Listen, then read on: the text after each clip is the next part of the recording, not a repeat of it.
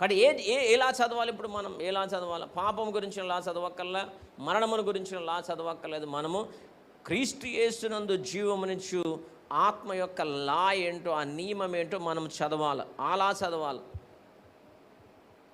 అది చదివితేనే నీకు అర్థమవుతుంది వీటి మీద జయం ఎలా పొందుకోవాలో అర్థమవుతుంది.